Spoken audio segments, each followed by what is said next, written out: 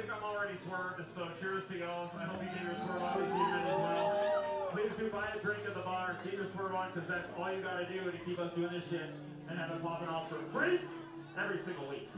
This is, in my opinion, one of the most legendary soul tunes of all fucking time.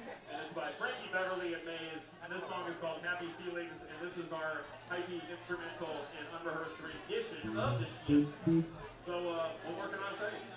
What?